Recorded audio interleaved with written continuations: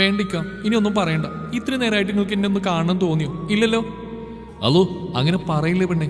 കഴിഞ്ഞ 2 വർഷം നിന്നെ കാണാതെ എങ്ങനെ കഴിഞ്ഞെന്ന് എനിക്ക് പോലും അറിയില്ല. ഓ, എന്നിട്ടാണോ ഇന്നലെ നാട്ടിലെത്തിയിട്ടും ഇന്ന് ഈ നേരം നിങ്ങൾ എന്നെ ഒന്ന് കാണാൻ വരാഞ്ഞേ? എൻ്റെ പൊന്ന് പാത്തുമ്മ, ഇന്നലെ ഞാൻ നട്ടപ്പാതിരിക്കലടി പോത്തേ വന്ന്. അപ്പോൾ ഉമ്മയെ പറഞ്ഞ് നാളെ പോവാന്ന്. എൻ്റെ ചുന്ദരിക്ക് എന്തൊക്കെയാണ് കൊണ്ടുവന്നതെന്ന് അറിയണ്ടേ? എനിക്കൊന്നും വേണ്ട, ഇക്കാനെ മാത്രം മതി. അത് മാത്രം, ഇക്കാടെ സ്നേഹം മാത്രം മതി. അത് ഈ പൊട്ടിപ്പെണ്ണ് കൊതിച്ചിട്ടുള്ളൂ. ഐ ലവ് യു ഡി പൊണ്ടാട്ടി. ഉമ്മയല്ല, വാപ്പ. അച്ചോടി, എന്നാൽ ഇക്കാടെ പൊന്ന് വേറെ റെഡിയായി നിൽക്ക്. ഇക്കതേ വരുന്നു. ഞാനെന്തിനാ റെഡിയാവുന്നേ? അതോ, നമുക്കൊരു യാത്ര പോകണം. ഒരിക്കൽ പേടിച്ച് പോകാൻ മടിച്ച സ്ഥലങ്ങളിലേക്ക് നിന്റെ കയ്യിൽ കൈകോർത്ത് പിടിച്ച് നടക്കണം. ഓർമ്മകൾ നെയ്തു കൂട്ടിയ കടൽ തീരത്തേക്ക് പോകണം. എൻ്റെ പെണ്ണിന് ആവശ്യമുള്ളതൊക്കെ മേടിച്ചു തരണം. പിന്നെ ബാക്കിയൊക്കെ വന്നിട്ട് പറയാം. എന്നാൽ ഞാൻ കോള് വെക്കുക കേട്ടോ. ഐ ലവ് യു ഇക്ക. കാത്തിരിപ്പായിരുന്നു ഞാനും എൻ്റെ ഇക്കാക്ക് വേണ്ടി കഴിഞ്ഞ 2 വർഷം. ലവ് യു ടു മോളെ. ഇക്ക ഫോൺ വെച്ചതും ഞാൻ കുളിക്കാനായി ബാത്റൂമിലേക്ക് ഓടി. കഴിഞ്ഞ ബർത്ത്ഡേക്ക് ഇക്ക സമ്മാനിച്ച ഒരു വൈറ്റിൽ റെഡ് ത്രെഡിങ്ങുള്ള സിമ്പിൾ ടോപ്പ് ഇട്ടു. ഇക്കാക്ക് ഇഷ്ടമുള്ള പോലെ കണ്ണ് നീട്ടി എഴുതി, ഒപ്പം സ്കാർഫും. ഒരുക്കങ്ങൾ കഴിഞ്ഞ് ഞാൻ താഴേക്ക് ചെന്നു. അല്ല, ഇത് എവിടെ പോണ് മാറ്റി ഒരുങ്ങിയിട്ട്? ഉമ്മയാണ്. അതുമ്മ ഇക്ക വരാന്ന് പറഞ്ഞു. ഇനിയിപ്പോ ലൈസൻസ് കിട്ടി നേരത്തെ എന്തോ ആവാന്നല്ല കേട്ടോ.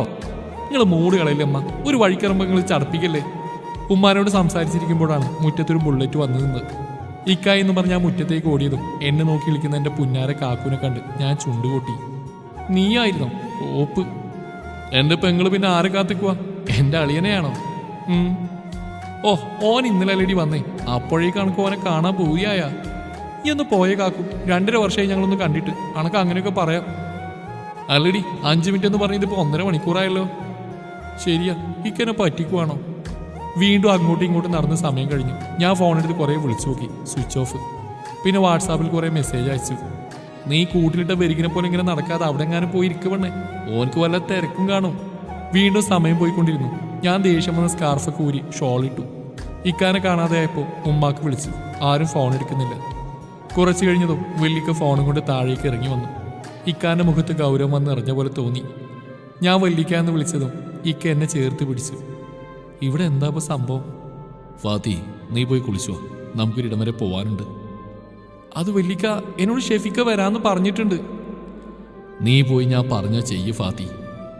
വീട്ടിലെല്ലാവരും എന്നെ പാത്തു എന്നാ വിളിക്കാറ്. ഇക്കാക്കയുടെ കലിപ്പ് വരുമ്പോൾ എൻ്റെ പേര് വിളിക്കും. ഫാത്തി, ഫാത്തിമ, ജന്ന എന്നാണ് കേട്ടോ എൻ്റെ പേര്. ഞാൻ ഇക്കാനെ നോക്കി ബാത്റൂമിലേക്ക് പോയി കുളിച്ചു വന്നു. ഷെഫീക്ക തന്ന വേറൊരു ടോപ്പ് എടുത്തിട്ടു. എന്താ ആശു, എൻ്റെ മുഖത്തൊരു ടെൻഷൻ പോലെ? ഉമ്മയാണ്. ഞാൻ ഒന്നുകൂടെ തിരിഞ്ഞു നോക്കി. അവൾ പോയെന്നുറപ്പിച്ച് ഉമ്മാനെ നെഞ്ചിലേക്ക് വീണു. ഉമ്മ, നമ്മുടെ ഷെഫി. അല്ലോ, എൻ്റെ കുട്ടിക്ക് എന്താ പറ്റിയേ? അപ്പോൾ തന്നെ ഞാൻ ഫോണെടുത്ത് ഉമ്മ കാണിച്ചു കൊടുത്തു. ബൈപ്പാസ് റോഡിൽ വാഹനാപകടം. ബൈക്കുകാരൻ അവിടെ വെച്ച് തന്നെ മരണപ്പെട്ടു. 2 പേർക്ക് ഗുരുതര അപകടം. കണ്ണൂർ സ്വദേശിയായ ഷെഫീഖാണ് മരണപ്പെട്ടത്. അല്ലോ, എൻ്റെ കുട്ടി. പടച്ചോൻ, എൻ്റെ കുട്ടി ഇതെങ്ങനെ സഹിക്കും? ഉമ്മ, നിങ്ങളിങ്ങനെ ഒച്ച വെച്ച് ഓളെ അറിയിപ്പിക്കല്ലേ.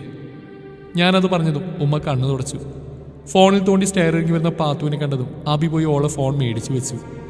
ഇങ്ങനെ തന്നേ, ഞാൻ ഷെഫീഖാക്ക് ഒരു മെസ്സേജ് ആക്കട്ടെ. താ. അത് പിന്നെ അയക്കാം, നീ പോയി വാ.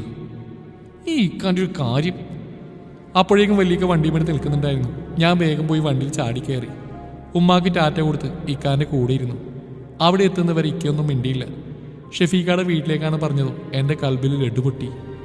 ഇക്കാനെ കണ്ട ആദ്യം മിണ്ടില്ല, എന്നെ കുറേ വട്ടുകളിപ്പിച്ചില്ലേ. അങ്ങനെ ഓരോന്ന് ആലോചിച്ച് ഞാൻ കാത്തിരുന്നു. എൻ്റെ ഹൃദയത്തിൻ്റെ പാതിയെ കാണാനായി. ഇക്കാൻ്റെ കൂടെയുള്ള ഓരോ സ്വപ്നങ്ങളും നെയ്തു കൂട്ടുകയായിരുന്നു അവിടെ എത്തും വരെ. ഇക്കാൻ്റെ വീടിന് അല്പം മുന്നായി വല്ലിക്ക വണ്ടി നിർത്തി. എന്തൊക്കെ ഇവിടെ നിർത്തിയേ? നീ വാ. അപ്പോഴേക്കും ഇക്ക എന്നെയും കൊണ്ട് മുന്നോട്ട് നടന്നിരുന്നു. വീടിൻ്റെ മുന്നിലായി നീലപ്പന്തൽ കണ്ടതും എൻ്റെ ഹൃദയം പിടക്കാൻ തുടങ്ങി. ഒരു താങ്ങെന്ന പോലെ വല്ലിക്ക എന്നെ ചേർത്ത് പിടിച്ചു. എങ്ങനെയൊക്കെയോ വീടിൻ്റെ മുമ്പിലെത്തിയതും എന്നെ കണ്ട് പല കണ്ണുകളിലും സഹതാപം നിറയുന്നതായി തോന്നിപ്പോയി. ഇക്കാൻ്റെ കയ്യും പിടിച്ച് വലതുകാൽ വെച്ച് കയറേണ്ട ആ വീട്ടിലേക്ക് ഇങ്ങനെയാണോ പടച്ചോനെ എന്നെ? ബാക്കി പറയാനാവാതെ ഞാൻ വല്ലിക്കാൻ്റെ നെഞ്ചിലേക്ക് വീണു. പാത്തു മോളെ ഡാ. ഇക്ക എന്നെയും കൊണ്ട് മുന്നോട്ട് നടന്നു. വീടിൻ്റെ മുമ്പിലെത്തിയതും ഉമ്മാൻ്റെ അലമുറയിട്ടുള്ള കരച്ചിൽ കേട്ട് എൻ്റെ നെഞ്ച് പൊട്ടി. ഞാൻ തലയിറങ്ങി വീഴാൻ പോയതും ആബിക്ക് വന്ന് എന്നെ പിടിച്ചു. കൂടെ ഉമ്മച്ചി ഉപ്പയും എല്ലാവരുമുണ്ട്. ഞാൻ ദയനീയമായി കാക്കുവിനെ നോക്കി. കാക്കു എന്റെ മുഖത്തേക്ക് നോക്കാനാവാതെ തലകുനിച്ചു. പലരും അടക്കം പറയുന്നുണ്ടായിരുന്നു, ഇന്നലെ രാത്രി അപ്പം വന്നേന്നെ, പാവം ആ കുട്ടീൻ്റെ വിധി. അതൊന്നും കേൾക്കാനാവാതെ ഞാൻ എൻ്റെ ചെവി പൊത്തി മുന്നോട്ട് നടന്നു. അവസാനം ഞാൻ കണ്ടു വെള്ള പുതപ്പിച്ച് കിടത്തി എൻ്റെ പ്രാണനെ. ഒരുപാട് കാണാൻ കൊതിച്ച ആ മുഖം തൊട്ടുമുന്നിൽ പുഞ്ചിരി തൂവി കിടക്കുമ്പോഴും ഒന്നും പ്രതികരിക്കാനാവാതെ തറച്ച് നിന്നുപോയി ഞാൻ. ഇക്ക ഇക്ക എണീക്ക്, ഇക്ക ഇക്ക എന്നെ പാത്തുമല്ലേ വിളിക്കണം, എണീക്ക് ഇക്ക. എന്താ കുട്ടി ചെയ്യുന്നത്? മാറി കുട്ടി. ഇങ്ങക്കിത് വെറും മയ്യത്താം, പക്ഷെ ഈ ഉള്ളവൾക്ക് എൻ്റെ പ്രാണന, നിശ്ചലമായ എൻ്റെ ഹൃദയ. മോളെ എന്തൊക്കെയാ നീ പറയുന്നേ?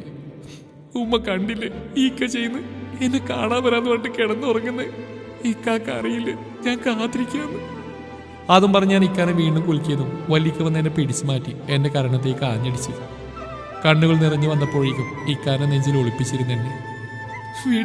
വിടന്നെ, കണ്ടില്ലേ ഷെഫീഖനോട് മിണ്ടാതെ കിടക്കുന്നേ. മോളെ പാത്തു, നീ എന്താ ഇങ്ങനെ? മോളെ ഷെഫിക്ക് വേണ്ടി ദുആ ചെയ്യും. മോള് ഖുർആനെടുത്ത് ഓത്. എന്തിന്?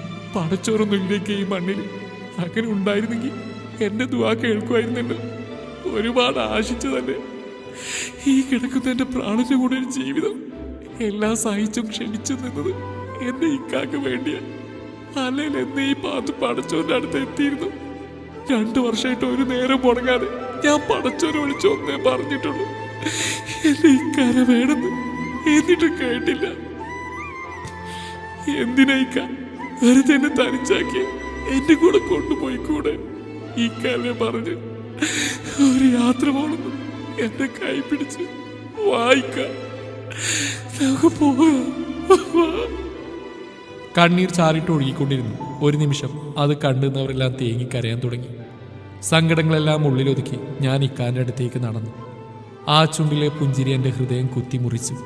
വിറക്കുന്ന ചുണ്ടുകൾ ആദരങ്ങളിൽ ചേർത്തപ്പോഴും ഒരു നിമിഷം അവൻ്റെ ചുടുനിശ്വാസം എന്നെ തഴുകിയിരുന്നെങ്കിലെന്ന് കൊതിച്ചുപോയി. ഇക്കാന്റെ മുഖം മുഴുവൻ ചുംബനങ്ങൾ കൊണ്ട് മൂടിയിരുന്നു. ആരോ വന്ന് എന്നെ പിടിച്ചു മാറ്റി. ഉമ്മാന്റെ കണ്ണിൽ കണ്ണീരായിരുന്നില്ല, സഹതാപമായിരുന്നു. ഉമ്മ കണ്ടില്ലേ ഈക്ക എന്നോട് പിണങ്ങി നിൽക്കുക. ഉമ്മാന്റെ കുട്ടികൾ സഹിക്കാൻ പറയുന്നില്ലെന്ന് പറയിക്കാനോട്. എന്നോടൊന്ന് മിണ്ടാൻ, എന്റെ പാത്തൊന്ന് വിളിക്കാൻ പറ ഉമ്മ, ഒന്ന് വിളിക്കാൻ പറ.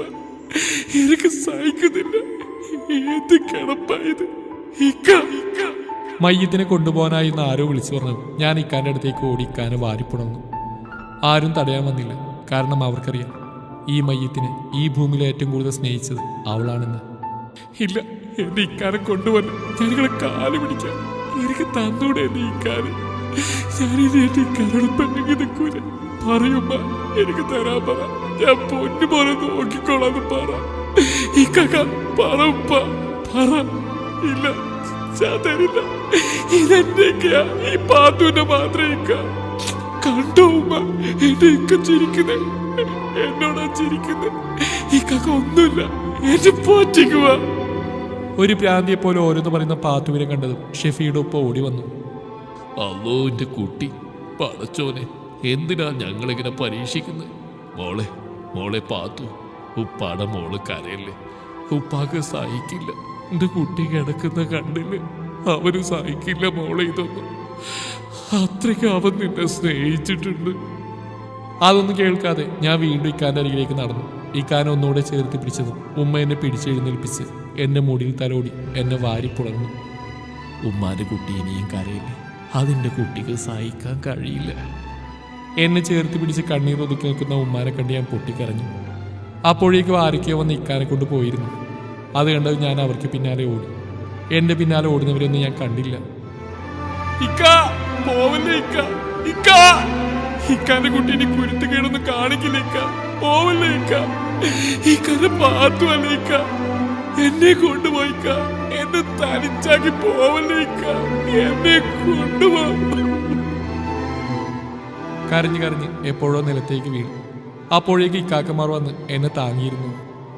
അല്ലോ എന്റെ കുട്ടി, മോനെ വണ്ടി എടുക്ക്, എന്റെ മോള്. ഉമ്മാന്റെ നിലവിളിയായിരുന്നു എന്റെ കാതിൽ അവസാനമായി മുഴങ്ങിയത്. പാത്തുമോളെ, വാവേ, കണ്ണുറക്ക് പെണ്ണേ, വല്ലിക്കാ വിളിക്കുന്നു മോളെ. ഉമ്മ എന്റെ പാത്തു. ഹോസ്പിറ്റലിലേക്ക് എത്തിയതും പാത്തുവിനെ ICUവിലേക്ക് അയറ്റി. ഓനെ എന്റെ കുട്ടി. പൊട്ടി പൊട്ടി കരയുന്ന ഉമ്മാനെ എന്തു പറഞ്ഞ് ആശ്വസിപ്പിക്കണമെന്ന് അറിയില്ലായിരുന്നു. കൂടെ ഷെഫിയുടെ ഉമ്മയും ഉപ്പയും ഉണ്ടായിരുന്നു. അവർക്കാണെങ്കിൽ പാത്തു എന്ന് വെച്ചാൽ ജീവനാണ്. കുറച്ചു നേരത്തിന് ശേഷം ഡോക്ടർ പുറത്തേക്ക് വന്നു. എക്സ്ക്യൂസ് മീ, കുട്ടിക്ക് ബോധം വന്നിട്ടുണ്ട്. ആരാ ഷെഫീക്ക? ആളെ കാണണമെന്നാ പറയുന്നത്. അത് കേട്ട് ഞാൻ ഡോക്ടറിനോട് കാര്യങ്ങളൊക്കെ പറഞ്ഞു. അത് കേട്ടതും ആളുടെ കണ്ണു നിറഞ്ഞു. ഐ ആം സോറി, നിങ്ങൾ ആരെങ്കിലും കയറി കണ്ടോളൂ. അപ്പോഴേക്ക് ഉമ്മമാരും ഉപ്പമാരും അകത്തേക്ക് കയറി. ഷെഫിയുടെ ഉമ്മ ഒരു കവറെടുത്ത് പാത്തുവിന് കൊടുത്തു. അതിൽ അവളും ഷെഫി ഒന്നിച്ച് നിൽക്കുന്നൊരു ഫോട്ടോ ഫ്രെയിമായിരുന്നു. അവൾ അതും നെഞ്ചോട് ചേർത്ത് മിണ്ടാതെ കിടന്നു. ഇന്നൊരു ദിവസം ഇവിടെ കിടക്കണമെന്ന് പറഞ്ഞ് ഡോക്ടർ പോയി. ഉമ്മ തന്ന ആ ഫോട്ടോ പിടിച്ച് നിൽക്കുകയായിരുന്നു ഞാൻ. ഈക്കാൻ്റെ മുഖം ഉള്ളിൽ എവിടെയോ നോവ് നിർത്തി. എന്തിനായിക്ക എന്നെ തനിച്ചാക്കി പോയി? ഒരിക്കലും എന്നെ തനിച്ചാക്കില്ലെന്ന് എനിക്ക് വാക്ക് തന്നതല്ലേ? അതിനാര് പറഞ്ഞു നിന്നെ തനിച്ചാക്കിയെന്ന്?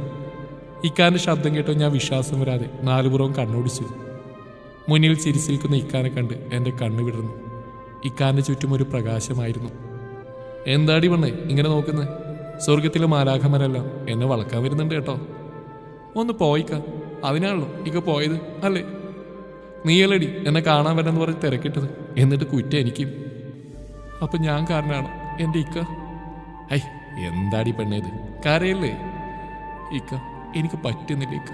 ഇക്ക ഇല്ലാത്ത ഈ ലോകത്ത് ഞാനൊരു ഭ്രാന്തിയായി പോവും. നിനക്ക് സമ്മതമാണെങ്കിൽ നിന്നെ കൊണ്ടുപോകാനാ ഞാൻ വന്നു. നിന്റെ കരച്ചിൽ എനിക്ക് സഹിക്കാൻ പറ്റുന്നില്ല മോളെ.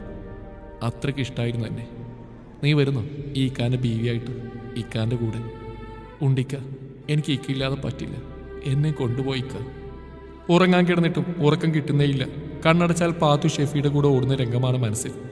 സമാധാനം കിട്ടാതെ ഞാൻ ഐസിയുയിലേക്ക് നടന്നു. അവിടെ ശ്വാസം കിട്ടാതെ പിടയുന്ന എൻ്റെ പെൺകുട്ടിയെ കണ്ടതും ഞാൻ ഡോക്ടറെ വിളിച്ചു. അപ്പോഴേക്കും അവരെല്ലാവരും കൂടെ ഉള്ളിലേക്ക് കയറി. കുറേ സമയത്തെ പരിശ്രമത്തിന് ശേഷം ഡോക്ടർ പുറത്തേക്ക് വന്നു. ഡോക്ടർ, എൻ്റെ പെങ്ങൾ. Sorry, she's no more. Silent അറ്റാക്കാണ്.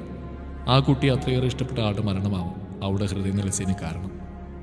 എനിക്കറിയാമായിരുന്നു അവനില്ലാത്ത ഈ ലോകത്ത് അവൾ ഉണ്ടാവില്ലെന്ന്. അത്രമേൽ ആത്മാർത്ഥമായിരുന്നു അവരുടെ പ്രണയം.